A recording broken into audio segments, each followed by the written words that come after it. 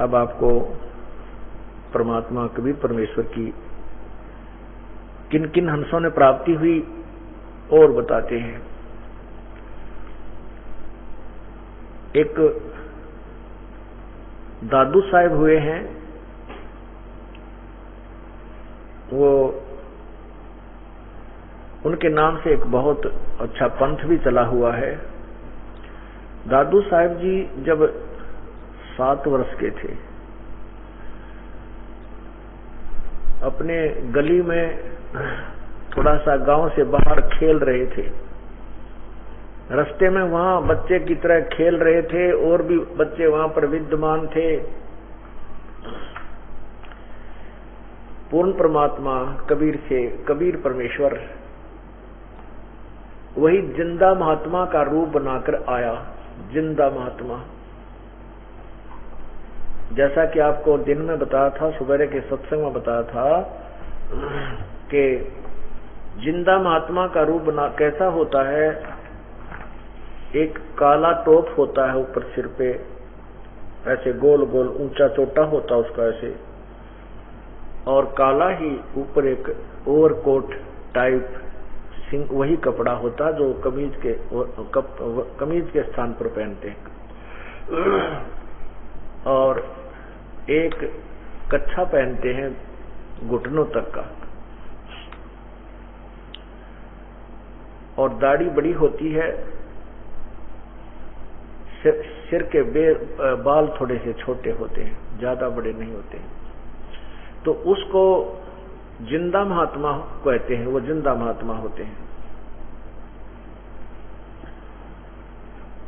उस और प्रौढ़ यानी वृद्ध अवस्था में बड़ी सी आयु का रूप धारण करके प्रभु वहां दादू साहेब जी को मिले।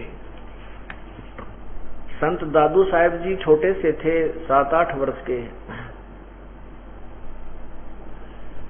वो खेल रहे थे बच्चों में बाहर गांव से थोड़ी सी दूरी पर। परमात्मा वहां बैठ के चर्चा चली, परमात्मा के विषय में जानकारी दी, बेटा भगवान की भक्ति किया करो, ऐसे वैसे। अब दादू जी ने कहा, प्रभु आप मुझे अपना लोक दिखाइए, आप जहां से आए हो, जैसे गरीबदास जी ने प्रश्न किया था।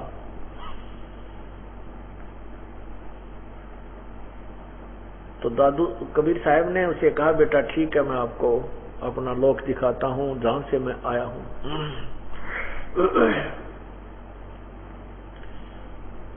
उसमें दादू जी ने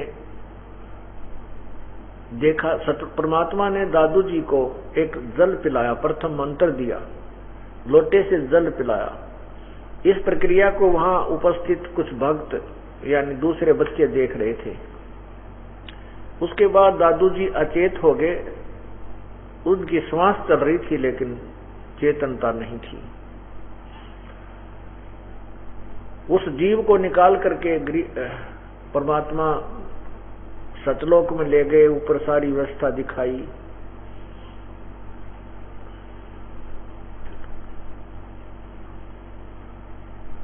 उधर से उस बच्चे को अचेत देखकर गांव के वो बच्चे भागकर घर आए, उनके माता पिता को बताया। गांव के बहुत से लोग वहां इकट्ठे हो गए कि एक साधु ने न जाने कैसा मंत्रित जल पिला दिया, जिससे ये दादू बच्चा अचेत हो गया। झाड़े वगैरह जंतर मौलवी बुला करके झाड़े जंतर लगवाए, लेकिन कोई राहत नहीं मिली। वैद्यों को दिखाया, कोई राहत नहीं मिली। 3 दिन और 3 रात तक दादू जी अचेत पड़े रहे। जब तीसरे दिन परमात्मा ने उस आत्मा को वापस भेज दिया और ऊपर के सब लोगों को दिखा करके सारी व्यवस्था से परिचित करा करके नीचे भेज दिया। अब दादू साहब जी उसके उपरांत उस कबीर परमेश्वर के गुण गाने लगे। कैसे? जो जो शरण कबीर के वो तिर्गे अंत अपारे, दादू गुण के ता कहूं, कहत न आवे पारे। कबीर करता आप है दूजा न कोई, दादू पूर्ण जगत को भक्ति दृढ़ावे सोए। पूर्ण जगत को, पूरे संसार को कहते हैं भक्ति वही दृढ़ाते हैं, वही तत्व ज्ञान से परिचित कराते हैं, यथार्थ भक्ति मार्ग वही बताते हैं। ठेका पूरा होवे जब सब कोई तजय शरीर, दादू काल चंपे नहीं जपे जो नाम कबीर। दादू साहब जी कह रहे हैं कि जब ये शरीर आपका समाप्त होगा, यानी समय आएगा, शरीर त्यागना पड़ेगा। जब शरीर छोड़कर तुम जाओगे तो जब पूर्ण परमात्मा कबीर जी की जो साधना करते हैं उनके निकट काल नहीं आएगा। ठेका पूरा होवे जब सब कोई तज शरीर, दादू काल चंपे नहीं जपे जो नाम कबीर।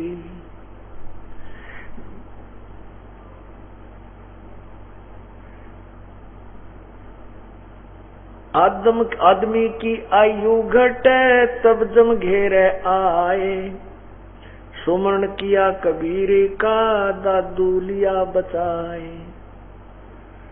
कहते हैं जब व्यक्ति की आयु समाप्त हो जाती है तो यम के दूत घेर देते हैं, लेकिन मैंने परमात्मा की को याद किया, जो कबीर जी को याद करते हैं उनको वो आकर के स्वयं ही बचाते हैं। मेट दिया अपराध सब आ मिले छन माही, दादू संग ले चले है कबीर चरण की छाही। सेवक देव निज चरण का दादू अपना जान, भृंगी सत्य कबीर ने कीन्या आप समान।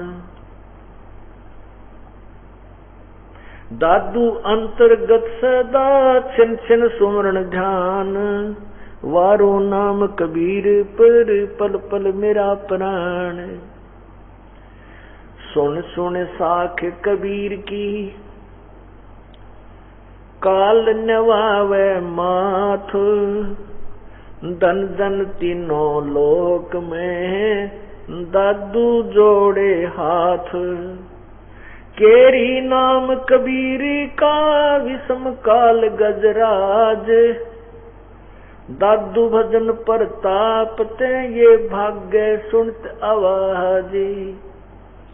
क्या बता रहे हैं दादू साहब जी कि ये काल भी कोई छोटा मोटा कोई कम ताकतवर नहीं है। जैसे हाथी कितना ताकतवर होता है, हाथी तो समझो यो ज्योति निरंजन काल है, और केहरी बब्बर शेर जिसको कहते हैं वो कबीर परमेश्वर जानो। हाथी से झुंड का झुंड जा रहा हो और शेर जब दहाड़ मार देता है तो हाथी लीद कर देता है भय के कारण, इतना भयभीत हो जाता है। तो क्या कहते हैं कि छोटी वस्तु तो काल भी नहीं है, क्योंकि ब्रह्मा विष्णु महेश जैसों की भी उसके सामने कुछ नहीं बसाती। गरीबदास जी कहते हैं कि ब्रह्मा का आसन खिसका जब सुनी काल की गाज, जब काल दहाड़ा ऊपर से ब्रह्मा का भी जो दिल धड़कन लग गया, तो आसन डगमगा गया। और वो काल फिर कबीर साहब के सामने ऐसे होता है जैसे हाथी होता है शेर के सामने। केरी नाम कबीर का ये विषम काल गजराज, दादू भजन प्रताप ते ये भाग्य सुनत आवाज। पल एक नाम कबीर की, पल एक नाम कबीर का दादू मन चित लाए, अस्थि के असवार को हो स्वान काल नहीं खाए। दादू जी ने कितनी प्यारी उपमा दी है परमात्मा की समर्थता की। कहते हैं कि जो पुण्यात्मा सच्चे दिल से परमात्मा कबीर जी को पूर्ण प्रभु मानकर अगर कभी उसने एक बार भी भगवान को याद किया हुआ है, पूर्ण संत से न उपदेश लेकर के, उसके निकट भी ये काल नहीं आ सकता। कैसे? इतना सेफ हो जाता है, इतना काल की पहुंच से दूर हो जाता, जैसे हाथी पर बैठने के उपरांत, हाथी पर असवार हो जाने के उपरांत कुत्ते उस हाथी पर सवार व्यक्ति को हानि नहीं पहुंचा सकते, काट नहीं सकते, उनकी इतनी दूर हो जाता है। वो क्या बता रहे हैं?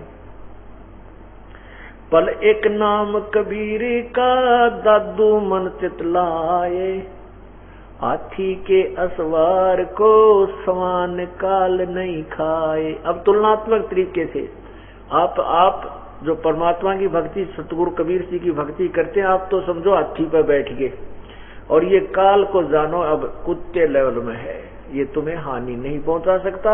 हाँ, तुम लालच में या कोई किसी कारण से हाथी पे नीचे उतर गए तो फिर जो तो भाई त्यार बैठा है, बक्कल तार देगा। तो हमने इस परमात्मा की शरण से दूर नहीं होना, इसके नाम को नहीं छोड़ना, ये उद्देश्य ये है कहने का।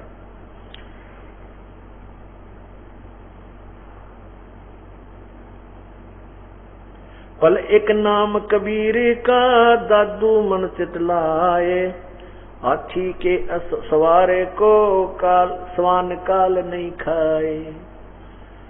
सुमरन किया सुमरत नाम कबीर का, कटे काल की पीढ़ी। दादू दिन दिन ऊंचे होवे, फिर परमानंद सुख सीर। दादू नाम कबीर की जय कोई लेवे ओटे, तिनको कभू लागे नहीं वो काल वज्र की चोटे। अब कहते हैं कबीर परमात्मा की जो ओट ले लेते हैं उनको काल की चोट, काल के वज्र तीर, कहते हैं पग पग पर यो तक तक मारे, काल अचानक बाणा। बाण माने तीर, अचानक तीर मार देता है, परिवार के परिवार नष्ट कर देता है। हमारे भक्तात्मा पुण्यात्माएं जिनके साथ प्रभु है, वो कैसी कैसी घटनाएं बताते हैं। हमारे 3 भक्त सवार होकर के महम से आ रहे थे, और मारुति कार में, उसमें लाइट डिम थी, आगे एक ट्राला भरा खराब होया खड़ा था। ट्राला, बुढ़ा ट्राला होता है। रात्रि के समय सामने से लाइट ज्यादा होने से ड्राइवर भगत को वो ट्राला ना दिखा, और फुल स्पीड में गाड़ी उस ट्राले के नीचे ठोक दी। उस गाड़ी का नामो निशान मिट गया, मतलब कति कंडम होगी, और उस बच्चे का थोड़ी सी खरोंच कति यहाँ से नो टाल रखी है परमात्मा ने, कति गले के ऊपर कहे परमेश्वर। और इतने बड़े बड़े वो उनके पीछे एंगल लग रहे होते हैं, उन एंगल के बीच के न्यू गया, और एंगल न्यू लाग गया तो गर्दन का पता नहीं लगे। उन तीनों भक्तों का कोई खरोंच नहीं आंदी मालिक ने। ऐसे ऐसे ना जाने कितने प्रमाण हैं, गिनती नहीं। कि कोई भक्त बताते हैं कि एक भक्त बताता है कि आगे से मोटरसाइकिल और बीच में एक ट्रैक्टर और एक कार के बीच में मोटरसाइकिल पर आगे, मोटरसाइकिल का तो कति कंडम हो गया, और परमात्मा के दास के खरोंच भी नहीं। देखने वाले सभी ने कहे, बीमे इंश्योरेंस वाले भी कहने लगे भी इस मोटरसाइकिल वाला आदमी तो खत्म हो दिया होगा। तो उनको थोड़ी सी चोट तो अवश्य, थोड़ी सी चोट आई, नाम मात्र सी। तो ऐसे ऐसे ना कितनी कहानी है, कितने प्रमाण है प्रभु के। तो यहाँ दादू साहब भी यही कहते हैं,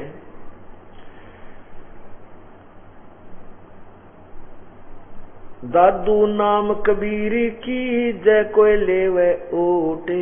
ओट माने जो उसकी शरण दे, उसकी आड़ में बैठ जा, उसके चरणों में आ जाता है। तिनको कबू लागे नहीं वो काल वज्र की चोटे।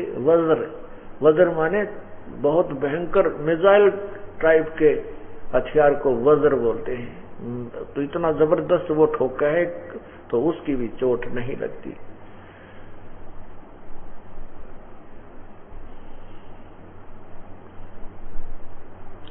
और संत सब कूप हैं केते धरिता नीर। दादू अगम अपार है वो दरिया सत्य कबीर। क्या बताते हैं कि और संत सब कूप हैं। अब जैसे कोई भी साधु है, संत है, जिसकी कहीं ना कहीं गांव किसी में शहर गांव में कोई व्याख्या है, वो मिथ्या नहीं बताई संत जी ने कि वो भी संत हैं, उनमें भी कुछ शक्ति सिद्धि है और थी, लेकिन पूर्ण नहीं थी। जैसे आपको बताया है साधारण से उदाहरणार्थ कि जैसे एक तहसीलदार भी साहब होता है और एसडीएम भी साहब होता है, डीसी भी साहब कहलाता है, कमिश्नर भी साहब कहलाता है और मंत्री भी साहब होता है। मुख्यमंत्री को भी साहब कहते हैं, लेकिन और प्रधानमंत्री जी को भी साहब बोलते हैं, राष्ट्रपति जी को भी साहब कहते हैं, लेकिन इन साहबों में अंतर है। इसी प्रकार यहाँ दादू जी ने अपना एक अलग से सिंपल लैंग्वेज में उदाहरण दिया है। और संत सब कूपे हैं, अन्य संत जो तुम जिनकी महिमा सुनते हो उनको समझो कुएं की तरह, जितना पानी है वो थोड़ा सा काम चला सकते हैं। और केते धरिता नीर, कुछ झरना टाइप में है, थोड़ा बहुत जल टपकता रहता है। दादू अगम अपार है ये दरिया सत्य कबीर। दादू जी की जो महिमा की तुलना करते हैं कि दादू साहब परमात्मा कबीर जी को समझो दरिया हैं, यानी इतने समर्थ हैं। जैसे ब्रह्मा विष्णु महेश भी शक्ति रखते हैं, ब्रह्म में भी शक्ति है, पर ब्रह्म में भी शक्ति है, लेकिन पूर्ण परमात्मा इतना शक्तिशाली है, इतना अंतर है। जैसे एक तो कोई छोटी मोटी नहर होती है, कैनाल होती है, जो गर्मियों में उनमें जल नहीं मिलता है, और दरिया वो होती है जिसमें कितना ही गर्मी पड़ो लेकिन उसका जल कभी समाप्त नहीं होता। इस प्रकार पूर्ण परमात्मा की शक्ति की महिमा जो है दादू साहब बता रहे हैं।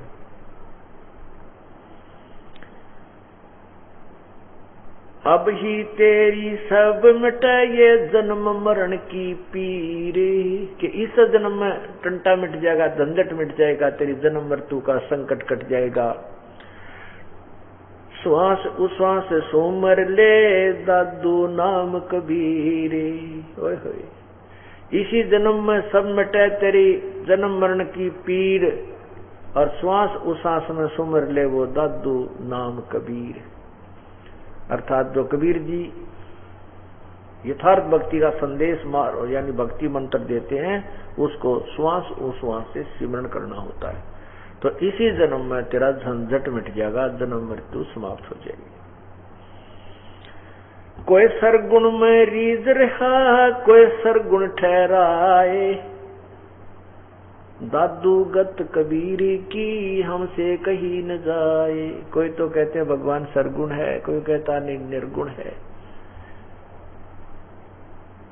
कहते हैं उसकी महिमा तो वही बता सकता है, परमात्मा की महिमा को परमात्मा ही बता सकता है।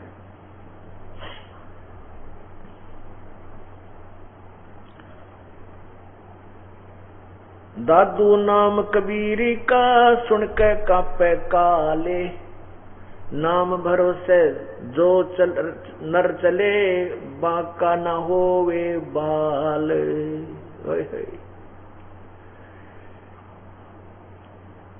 दादू नाम कबीर का सुन के कांपे काल, ये ज्योति निरंजन भी कांपने लग जाता है परमात्मा की महिमा को सुनकर। उसके नाम के उसका जिक्र चलते ही इसकी भी धड़कन बढ़ जाती है दिल की।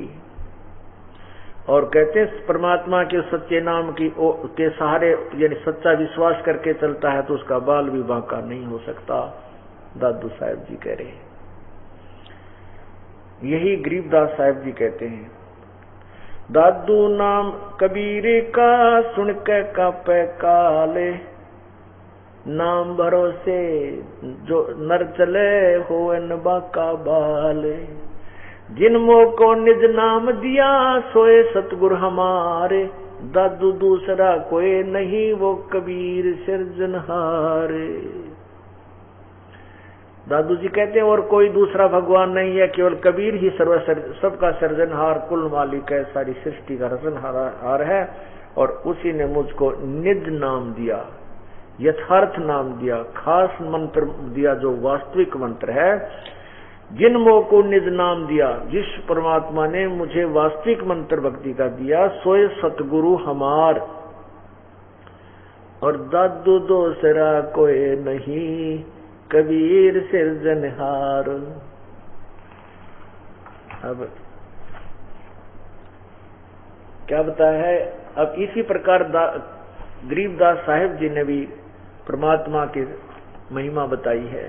क्या बताया है कि गरीबदास जी ने बताया कि जिस समय मुझे कबीर परमेश्वर यहाँ से लेकर चले, ऊपर गए, तो धर्मराज जो यहाँ का लेखा जोखा करने वाला है, जिसके सामने ब्रह्मा विष्णु महेश की भी बोलने की हिम्मत नहीं है, उनका भी अकाउंट वही रखता है।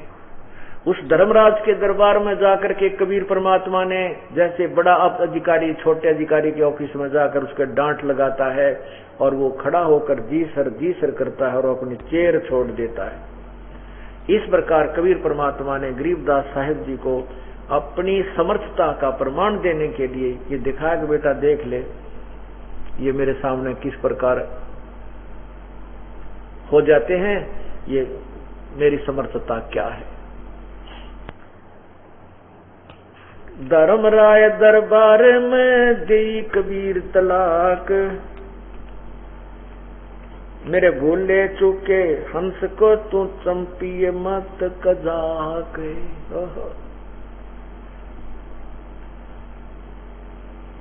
क्या बताया है कि धर्मराज दरबार में दी कबीर तलाक, और क्या कहा कि मेरे भूले चुके हंस को तू चंपिए मत कजाक।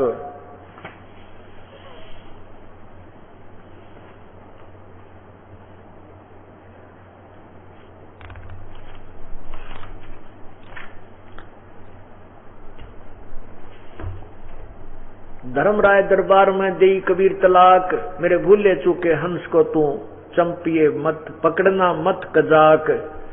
क्या बताते हैं कि कबीर परमात्मा ने धर्मराज के दरबार में जाकर कहा कि कान खोल कर सुन ले ओ धर्मराज, कि मेरा भूला चुका हंस बीते जो पार ना हो पावे, और मान ले उसने रास्ता बदल भी लिया और गुरुद्रोही ना हुआ, तो उसको भी तू पकड़ना मत, मेरे पास भेज देना, उसका हिसाब भी नहीं करना। और तो धर्मराज कहता है कि परमात्मा जो आपके भक्त हैं और उन्होंने नाम ले लिया आपसे और फिर उन्होंने नाम त्याग दिया, तो उनका क्या करूं?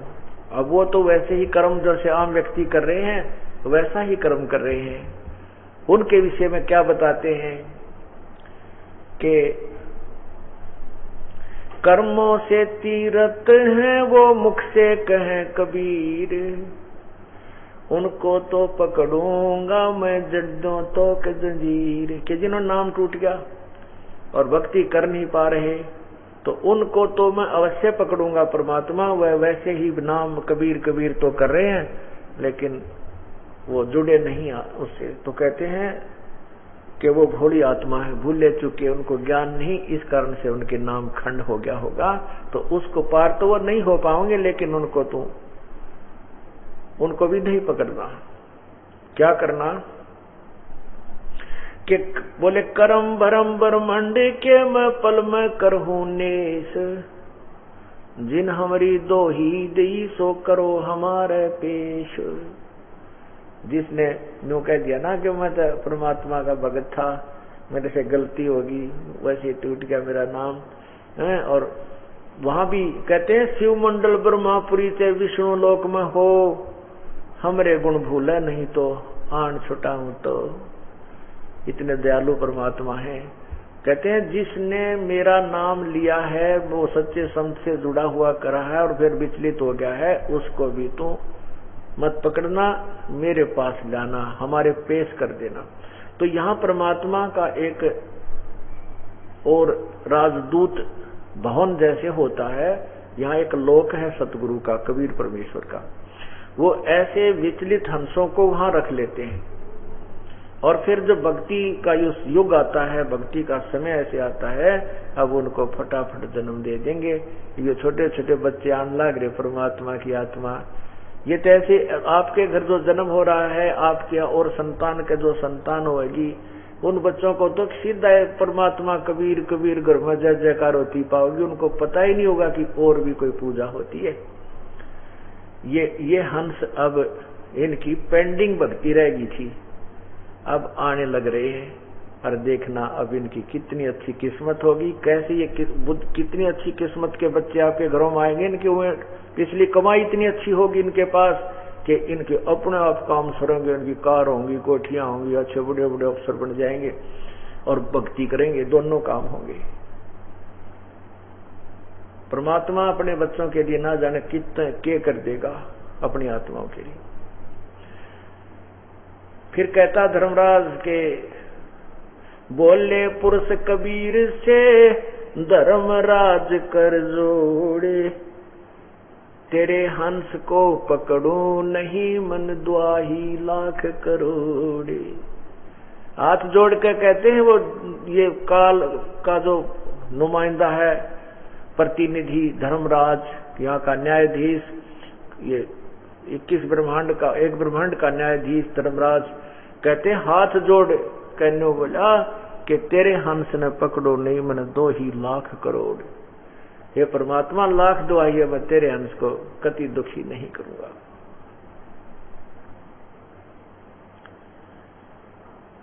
इस प्रकार पुण्यात्मा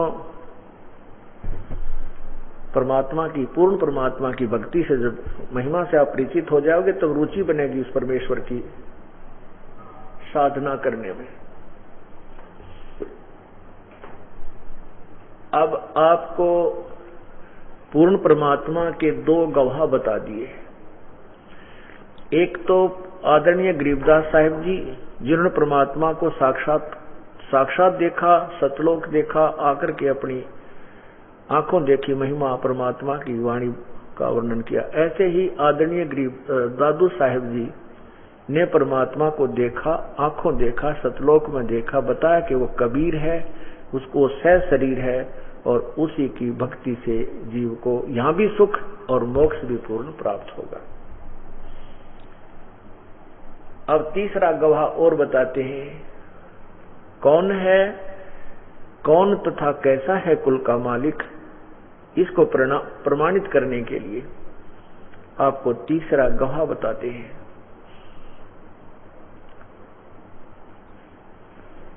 जिसमें परमात्मा कबीर बंदी छोड़ जी सह शरीर यहां लीला करने के लिए कलयुग में आए हुए थे, उसी दौरान एक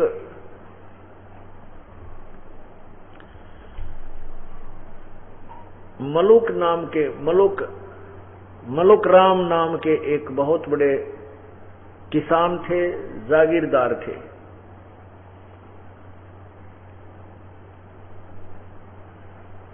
वो उसी गांव में एक बार परमात्मा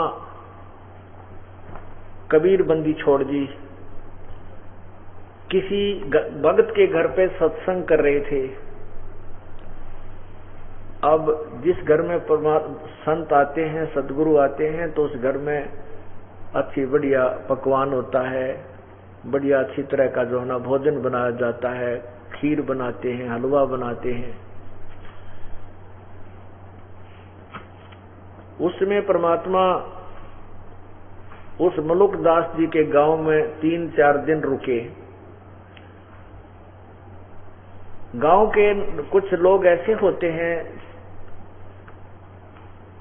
जिनकी आदत होती है निंदा करने की। उन्होंने जाकर के मलुक दास चौधरी साहब को जाके बता दिया कि चौधरी साहब, अपने गांव में एक ऐसा व्यक्ति आया है जो अपने आप को साधु कहता है और वो गरीब आदमियों को लूट रहा है, प्रतिदिन हैं, हलवे बने, खीर बने हैं, बढ़िया बढ़िया भोजन बने लग रहे हैं, और लूट रहा आपकी नगरी को। अब मुल्कदास जी ने देखा, अपनी आंखों देखना चाहा, तो उसने देखा कि एक घर में एक दिन हलवा बन रहा था। चौधरी साहब का आना हुआ, हलवे में 5 डालनी हुई, और उठे उसमें मैं एक दूर तक, तो देख कर चला गया चौधरी साहब, भाई सुबह ये तो कति काचे काटे हैं, मौज कर रहा है तो अपनी खूब खावा है हलवे और मस्ती कर रहा है। दूसरे दिन फिर देखा दूसरे के घर में उसी प्रकार कढ़ाई चढ़ रही। अब दादू उस पे मुल्क राम जी पर नहीं डटा गया, रुका नहीं गया, आकर कहने लगा, रहे हो मस्टंडे, तो क्यों दुनिया को बहका रहा है, करके क्यों नहीं खाता, तेरे हाथ दिए हैं भगवान ने, मेहनत कर, मजदूरी कर, क्यों इस दुनिया को गुमराह कर रहा है, ये है वो है। परमात्मा ने स्वाभाविक कह दिया कि चौधरी साहब मुझे तो भगवान बिना किए ही दे रहा है, तो मुझे काम करने की आवश्यकता क्या है। मुल्कदास जी बोले, मुल्क राम चौधरी बोले, क्यों बहकावे है भाई, यो भगवान मुझे क्यों नहीं देता बिना काम किए। परमात्मा ने बोले कि तुझे विश्वास नहीं है परमात्मा पे, इसलिए तुझे नहीं देता, विश्वास कर। क्यों ना देते रहते बिना करे।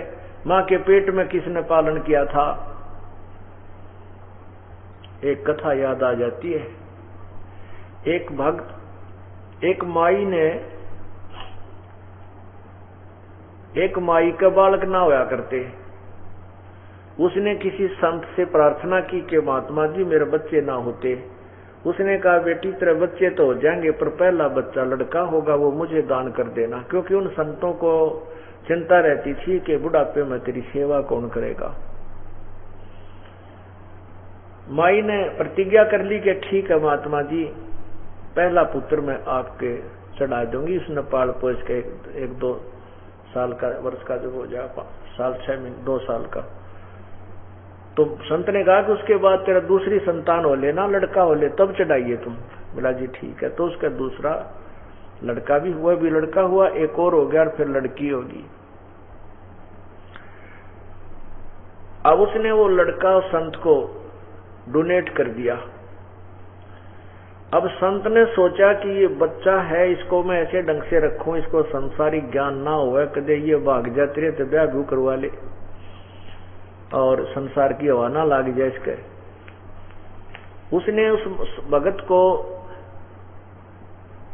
उस बच्चे को आश्रम में रखा, स्वयं ही बाहर से भिक्षा मांग कर लाता था, उसको आश्रम से बाहर नहीं जाने देता था।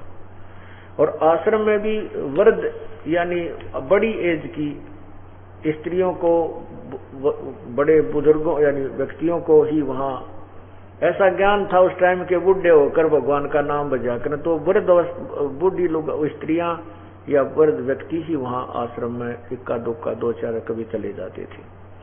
भाव यह कहने का कि उसने संसार में बाहर नहीं निकला था। एक दिन महात्मा जी के छाती में, सीने में यहाँ, और इतना बड़ा फोड़ा हो गया,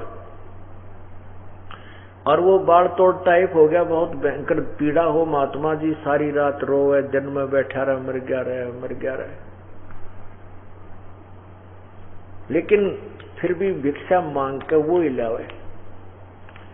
जैसे वो फिर कुछ दिनों में उसने अपनी कोई जंतर वो दवाई बूटी की, पत्ते वत्ते बांध करके वो ठीक कर लिया, वो स्वस्थ हो गया बिल्कुल, वो थोड़ा फूट गया, और फिर धीरे धीरे जख्म भर गया। वो बच्चा 15-16 वर्ष का हो गया। एक दिन महात्मा जी बहुत ज्यादा बीमार हो गए, साथ में वृद्ध अवस्था भी थी। ज्यादा बीमार होने से अब साधु ने कहा, बेटा जा भिक्षा मांग ला, और ऐसा करना, इस सामने तू जाएगा, वहां से 1-1.5 किलोमीटर की दूरी पर गांव था, कि तू सीधा इस रास्ते जाएगा, वो प्रथम ही घर है, उसी घर से भिक्षा लेकर वापस आ जाना, दूसरे में मत जाना।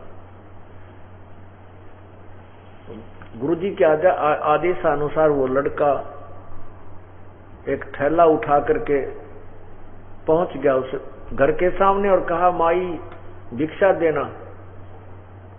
तो वहां से एक लड़की, युवा लड़की यानी छोटी ही लड़की जो बाहर आई, मतलब वो लड़की भिक्षा लिए आ रही थी। उस साधु ने, उस भक्त ने, उस बच्चे ने देखा कि उस बहन के, उस बेटी के सीने पर 2 फोड़े नजर आए उसको। तो वो कहने लगा, हे बहन, हे बेटी, ना कहने लगा, माई की बेटी, तुझे पीड़ा नहीं होती? तेरे सीने पर कितने मोटे मोटे फोड़े हो गए हैं, आश्रम में आ जाना, तेरे फोड़े ठीक कर देंगे हमारे गुरुजी। अब वह लड़की लागी गाल देन, उसने, ढेर तना शर्म नहीं आती, तेरे माँ बाण को ना तो अपनी बहन के फोड़े फोड़वा ले। वह बुरी तरह गाला मंड गई। अब उसको पता नहीं ये क्या कह रही है, क्योंकि उसके मन में पाप नहीं था। लड़की इस बात को समझ गई, ये जानबूझ कर बकवाद करे, मेरे संग में दोना बदतमीजी कर रहा है। उधर से ये गाली गलोच की आवाज अंदर उस माई ने सुन ली। वह माई बाहर आई, कहने लगी, बेटी क्या बात है, क्यों गुस्से हो रही है? वह कहने लगी, पूछ ले इस पे, ये बाबा जी पे कितना बेहुदी नजर रखता है, ये नौका है, ये करवा ले, हैं, अपनी बहन के फोड़े फुड़वा ले, अपनी माँ के फुड़वा ले। और फिर मंड की गाली देने। तब वो उसकी माँ को पता था कि दोनों बहन भाई हैं ये तो। तब वो कहने लगी, बाबा जी, महाराज जी, क्यों, क्या बात है? वो कहने लगा, माई, मैंने नहीं कुछ कहा इस बहन को, मैंने तो ये बताया है कि बहन का ये फोड़े हो रहे हैं सीने पे। मेरे गुरुजी का फोड़ा हो गया था एक का, सारी रात रोया करते थे, और मैं भी रोता था उनके पास बैठ के, बहुत पीड़ा होती है। और गुरुजी के पास एक ऐसी दवाई है, वो 2-3 दिन लगाने से ठीक होगी थी। तो मैं तो इस बहन को ये कह रहा था, बहन आप वहां दवाई ले लेना। तब वो बहुत हंसी। तो जानकी के इस बालक ने पहली बार आज ये समाज संसार देखा है। ये तो महात्मा जी को बिल्कुल कति गुफा में रखा करते। उसने बताया, महात्मा जी, ये फोड़े नहीं है इस बहन के, इस बेटी के, ये तो दूधी है इसको। तो वो कहने का, माई फिर दूधी का क्या होगा कि इसको, ये जब युवा हो, इसको हम इसकी शादी कराएंगे, शादी के बाद इसको संतान उत्पन्न होगी, तो उस संतान को ये दूध पिलाया करेगी अपनी दूधी तय। तुमने बोला, वो कहने लगा साधु, वो भक्त, छोटा सा बालक 15-16 साल का जो साधु था, संत, कहने लगा, माई इस बेटी का विवाह कब होगा बहन का? माई बोली, अभी तो 1-2 वर्ष में इसका ब्याह करेंगे, और फिर 1-2 साल में बेटा महात्मा जी इसका बालक होंगे। अच्छा, अब 2 साल के बाद तो आप शादी करोगे, 1-2 वर्ष के बाद इसको बच्चे होंगे। तो उसने अपने दृष्टिकोण से सोचा, जो ज्ञान सुना करते थे महात्मा से, सोचा कि हे परमात्मा, आप इतने हमारी एडवांस अरेंजमेंट करते हो, कब इस बहन का ब्याह होगा, कब इसको संतान होगी, उससे पहले परमात्मा ने आने वाले बच्चे के लिए पहले ही माँ के सतन लगा दिए, कहते दूध पीवेगा और छक जाएगा। अरे तेरे की, जब वो इतना हमारा ध्यान रखता है और फिर हम मांगते फिरते हैं। वह जोड़ी जो थैला ले रखा था, उसने थोड़ा बहुत आटा गलवा रखा था, उड़े पटक दिया ठाके। हम आज के बाद भाई मांगण नहीं आऊंगा मैं। जब भगवान ने इतनी चिंता अपने बच्चों की, तो वो क्यों ना वहां देगा। वो जो एक झोली बोलते हैं साधु संता की, उसमें आटा गलवा लिया कर 3-4 पार्ट से बना रखे होते हैं, किसी में आटा, किसी में चावल, किसी में खांड, पूरा गलवा लिया करते। वह वहीं पटकाया उसने और आगे हाथ लटकाता। अब गुरुजी बुखार में तो दुखी हो रहे थे, कहने लगे, अरे बेटा भिक्षा नहीं लाया मांग कर? ना गुरुजी, क्या बात होगी? कि महाराज जी, भगवान तो हमारी इतना ध्यान रखता है, इतना एडवांस अरेंजमेंट करता है कि ऐसे मैंने एक बेटी बहन देखी, उसको जो है ना परमात्मा ने अभी से सतन लगा रखे हैं, और 3-4 वर्ष के बाद उसको संतान होगी। उस संतान के दूध पीने के लिए इन एडवांस परमात्मा ने अरेंजमेंट कर रखे। क्या हमने यहाँ रोटी नहीं देगा वो? क्या वो भगवान हमारा ध्यान नहीं करेगा? और बालक का आवाज फिट होगी, बैठ गया अनाड़ी होकर। अब महात्मा पर चला जाना, उठा जा बीमार गणा हो गया। और महात्मा जी बोला, तू अच्छा खागड़ छूटा भाई है, तै अच्छा शिष्य पाला, मन नहीं भूखा मारेगा, तू भी मरेगा। अब उस महात्मा को बेशक वो भक्ति करता था, इतना विश्वास नहीं था, लेकिन वो बालक था, ज्ञान रोज सुना करता था, वो ज्ञान ही आगे अड़ गया। परमात्मा तो भाई यहाँ भी देगा, जो उसने जीवित रखने तो बैठ गया। और महात्मा को उठा जाना, चलो वह देखी जाएगी। उधर से क्या रजा बख्शी परमात्मा ने, कहते करे करावे साइया मन में लहर उठा, दादू सरदर जीव का वो आप बगल हो जा। क्या किया परमात्मा ने, वहां प्रेरणा उत्पन्न की।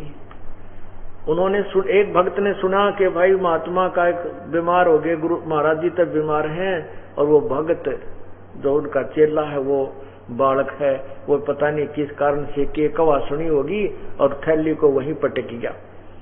और भाई महात्मा तो भूखे होंगे, वो आप भी भूखा होगा और महात्मा जी भी भूखे होंगे। ये विचार, ये बात कई आदमियों ने, कई घरों ने सुन ली, तो सभी के मन में आई कि आज मैं महाराज जी के लिए भोजन लेकर चलते हूँ।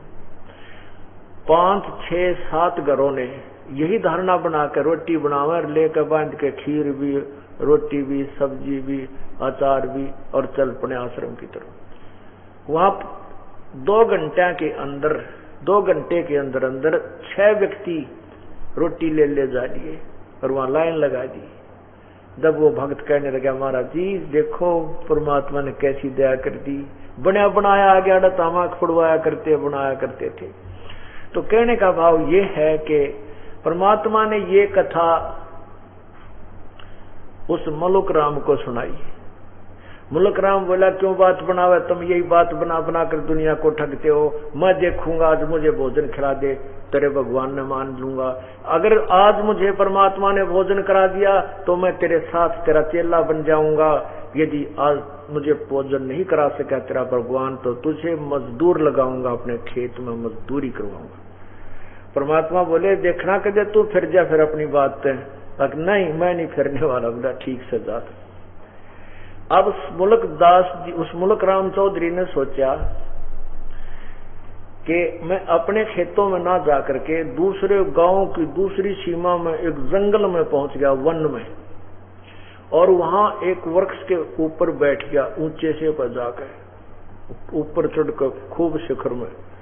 उसने सोचा कि यहाँ मुझे कौन आहार खिलाएगा, कौन रोटी लेकर आएगा मेरे लिए, और फिर बाबा जी ने बताऊंगा, देख आज मैं सारा दिन भूखा रहा। अब परमात्मा कहते हैं, सोशल छिद्र मैं करूं अपने जन के काज, गोता लाऊं स्वर्ग में जा बैठूं पाताल, गरीब दास ढूंढत फेरूं अपने हीरे माणिक लाल। परमात्मा कहते हैं कि मैं गोता मारूं स्वर्ग में और जा बैठूं पाताल, अपने पुण्यात्माओं को ढूंढता फिरता हूं, सोशल छिद्र करके, ना जाने किस कारण से उसको अपनी शरण में ले लेता हूं। क्या हुआ कि वहां जिस जंगल में वो जाकर वृक्ष पर छुपे थे मुल्क राम जी, वहीं आसपास उस जंगल में कुछ ये भेड़ बकरियों वाले जो होते हैं, गायें भी रखते हैं कुछ 1-2, तो उनका कोई त्योहार था उस दिन। उन्होंने कहा अभी खीर बना लो दूध निकाल कर। उन्होंने एक व्यक्ति की ड्यूटी लगा दी कि तू यहाँ उसी वृक्ष के नीचे जहाँ ऊपर मुल्क राम छुपा बैठा था, कि यहाँ खीर बना ले, और हमें भी इन पशुओं को आगे चराते हैं चारा, फिर बाद में हम यहीं आ जाएंगे, तो तब तक खाना बनाकर तैयार रखना। तो ठीक है, उनका ऐसा ही सलाह बन गई। वो तो थोड़ी दूर ले गए अपनी बकरी और भेड़ों को, गायों को, और वो एक व्यक्ति उसी वृक्ष के नीचे चूल्हा बना के मिट्टी का और लकड़ी तोड़ कर जंगल में, और सारा सामान वो साथ रखते हैं, दूध वहां से निकाल कर गाय का, और खीर बननी रख दी। जब खीर बन चुकी, उसी समय उसी रास्ते से कुछ डाकू आ गए, घोड़ों पर सवार होकर के डाकू लोग आ गए। उन भेड़ बकरी चराने वालों को पता होता है कि ये दूर से जो धूल उठती आ रही है ये डाकू आ रही है। वो व्यक्ति तब भाग गया वहां तक, छोड़ कर बनती खीर को अपने साथियों के पास, कहने लगा भाग लो डाकू आ गए। वो तो और दूर चले गए। उधर से डाकुओं ने आकर के उसी वृक्ष के नीचे गहरी छाया देख करके घोड़े रोक दिए। उन्हीं में से एक ने कहा, सरदार जी, हे सरदार, देखो कुछ पक रहा है, इसमें अवश्य कोई भोजन होगा, भूख लगी है, क्यों ना रोटी खा ले, कुछ खा पी ले। एक उसने कहा, देखो उतर के। क्या देखा तो उसमें खीर उबलने लग रही। अब सरदार ने एक ने कहा डाकुओं में से, भाई क्या पता कौन के मिला गया, हमारे शत्रु भी तंडरे हैं, बहुत गने हैं, इसको किसी पशु पक्षी को खिला लो थोड़ा सा ठंडी करके, फिर खाएंगे। तो उन्हीं में से एक कहने लगा, रहा वो बनाने वाला कहीं यही छुप रहा होगा, उसन क्यों ना खवा दे। इधर उधर देखा, एक की दृष्टि गई कर वो चढ़ रहा ऊपर शिखर में, वो चढ़ा बैठा ऊपर से, वो छुप के, उन्होंने सोचा यो डर के बैठ गया हमारे तो ऊपर ने, यो खीर बनाने वाला। उसको कहा कि नीचे आ भाई तू। वो कहने लगा नहीं आता नीचे। क्यों? कहने लगा हम डाकू हैं, अर्जी मारेंगे तेरा गोली। तुमने देखा रही तो डाकू हो भाई। ने बोला आऊं हूं, मारियो मत ना। वो नीचे उतरा। नीचे उतराया तो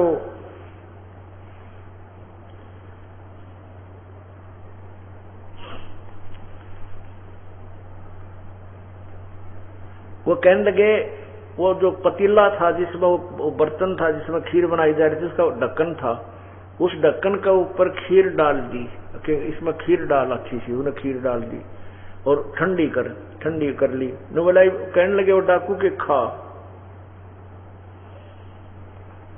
अब वो बोला मैं तो ना खाऊं। अब उनको पक्का हो गया कि ये जरूर अवश्य इसने कुछ मिलावट कर रखी है, इसलिए नहीं खाता, इसमें कोई जहर मिला रहा होगा दोस्तियों। कहने लगा खा। न बोला ना खाऊं। उन्होंने जो बताया था यार तो शरत हारेगा, जैसे ने रोटी खा ली था।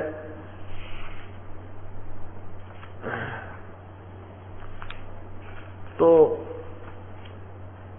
उनको और पक्का हो गया वही तो निकम्मा आदमी है और अवश्य इसने को गड़बड़ कर रखी है। न बोला खा नहीं तो तेरे गोली मारेंगे। 2-4 थप्पड़ मारे। वो लग गया भाई खान, डरता क्या मरता क्या नहीं करता। उसने अब अच्छी खीर खाई तो बोला और खा, अगाछा खिलाओ, तोड़ा मरे, जल्दी मरेगा डैडियो। तो उन्होंने अब वो खीर के कति छका दिया। न बोला भाग, आध घंटे वहां बैठाए रखा, फिर न बोला भाग जा तू यहां से, मरा तक को नहीं। फिर उन्होंने भी खीर खा ली और वो भी आ गया।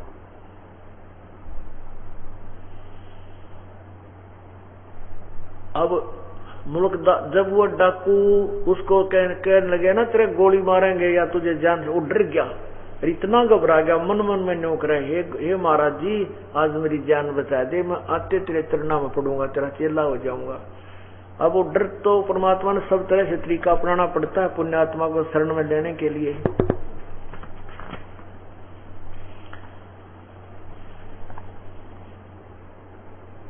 एक तो वो जो भय के समय, डर के समय उसने जो संकल्प किया, फिर उसको पक्का हो गया कि गुरु उस महात्मा की वजह से आज मेरी जान बची ना, इन्हें के लागे 1 मिनट एक गोली मार के जाते रहते, तेरा काम निमट गया था। अब वहां से सीधा भाग गया, आया, आते ही परमात्मा के चरणों में गिर गया, फूट फूट कर रोए। परमात्मा ने कहा, सुना चौधरी साहब, भगवान ने तेरी सेवा पानी करी कि नहीं? न बोला भगवान, एक महाराज जी तेरा भगवान तो मर मर खीर खिलावे है।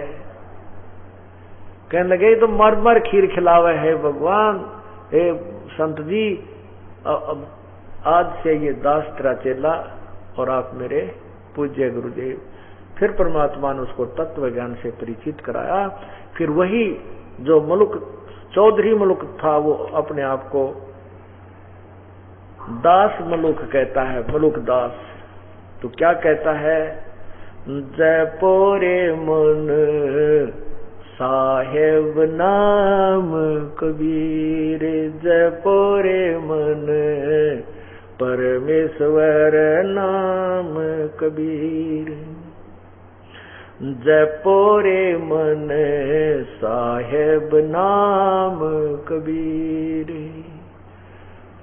एक समय गुरु बंसी बजाई कालंदरी के तीर। एक समय गुरु बंसी बजाई कालंदरी के तीर। सुर नर मुनि जन थकत भये वो रुकी गया दरिया नीर। जपोरे मन परमेश्वर नाम कबीर। जपोरे मन साहेब नाम कबीर। जपोरे मन साहेब नाम कबीर। दोनों दिन का झगड़ा छिड़ गया। कोई गाड़े कोई अग्न जरावे नेक न धरते धीरे। कोई गाड़े कोई अग्न काशी तज गुरु मगहर पहुंचे दोनों दीन के पीर। काशी तज गुरु मगहर पहुंचे दोनों दीन के पीर। कोई गाड़े कोई अग्न जरावे नेक न धरते धीरे। जपोरे मन साहेब नाम कबीर। जपोरे मन साहेब नाम कबीर। दास मलोक सलूक कहते हैं खोजो खसम कबीर। जपोरे मन साहेब नाम कबीर। जपोरे मन परमेश्वर नाम कबीर। अब वही मलुक राम चौधरी साहब कहता है भगवान है यो कबीर, ये पूर्ण परमात्मा है। और इस परमात्मा ने कबीर परमेश्वर को जब ये काशी में आए हुए थे, किसी ने महिमा गाई के श्री कृष्ण जी जब बंसुरी बजाते थे पशु पक्षी उनके निकट आ जाते थे। तो परमात्मा ने कहा भाई एक दिन बंसुरी हम भी बजा के दिखाओगे तुम्हारे को, आ जाना वहां पर ब्रजवासियों। सारे ब्रजवासी इकट्ठे हो गए और वहां परमात्मा ने बंसुरी लेकर कबीर परमेश्वर ने बंसुरी बजाई। कहते जमुना का पशु पक्षी तो कहना ही क्या, वहां किस प्रकार इकट्ठे हो गए। दरिया का पानी भी उस परमात्मा की मीठी सुरीली आवाज को सुनने के लिए जाम हो गया, जैसे बर्फ हो जाया करती है। और फिर संकेत करते ही वो उसी तरह लहरा कर चल पड़ा। कहते हैं सुर नर मुनिजन सभी थक गए, रुक गया दरिया नीर। तो पुण्यात्माओं, जब हम परमात्मा से परिचित हो जाएंगे तभी हमारी रुचि प्रभु में बनेगी। बोलो सतगुरुदेव की जय। कर जोरों विनती करूं धरूं चरण पर शीसे। गुरु राम देवानंद जी महाराज ने दियो नाम बख्शीश। कोटि कोटि सिजदा करूं कोटि कोटि प्रणाम। चरण कमल में राखियो मैं बांधी जाम गुलाम। अब गुण किए तो बहुत किए करत न मानी यार। बावे बंदा बख्श दियो बावे गर्दन उतार। अब गुण मेरे बाप जी बख्शो गरीब नवाज। जो मैं पोत कपोत हूँ और पिता को लाज। मैं अपराधी जन्म का नक्सक भरे विकार। तुम दाता दुख भंजना मेरी करो संवार। गुरु जी तुम ना भूलियो चाहे लाख लोग मिल जाएं। हमसे तुमको बहुत है, तुमसे हमको नहीं। कबीर तुम्हारे विसारे क्या बने, मैं किसकी शरण में जाऊं। शिव विरंच मुनि नारदा, तिनके हृदय न समा। अवगुण किए तो बहुत किए, करत न मानी हारे। बावे बंदा बख्श दियो, बावे गर्दन तोड़।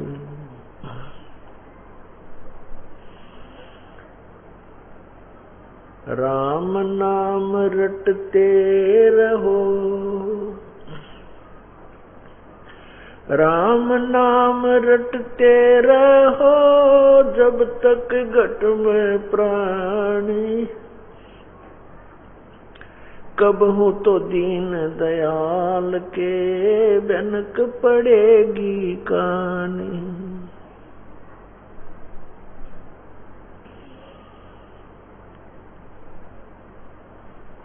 सतगुरु के उपदेश का लाया एक विचार, जय सतगुरु मिलते नहीं, जाते नरक द्वार। उस नरक द्वार में दूत सब करते खेचा तान, उनसे कबो ना छूटता फिर फिरता चारों खानी। चार खानी में भरमता कब हो न लगता पार, सो फेरा सब मिट गया सतगुरु के उपकार। सात समुद्र की मसी करूं, लेखनी करूं बन राय। धरती का कागज करूं, गुरु गुण लिखा न जाए। गुरु मानुष कर जानते, ते नर कहिए अंध। ओ है दुखी संसार में, आगे यम के फंद। गुरु मानुष कर जानते, कर चरना अमृत को पान। ते नर नरक जाएंगे, जन्म जन्म हो स्वान। गुरु बड़े गोविंद से मन में देख विचार। हरि भजे वो रह गए, गुरु भजे हो पार। गुरु गोविंद दोनों खड़े, किसके लागू पाए। बलिहारी गुरु आपना, जिन गोविंद दियो मिलाए।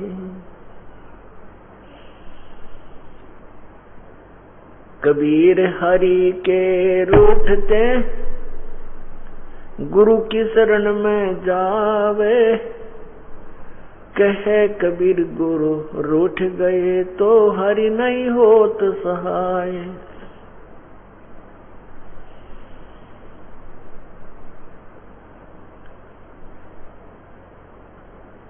गुरु गोविंद कर जानियो, रहियो शब्द समाए।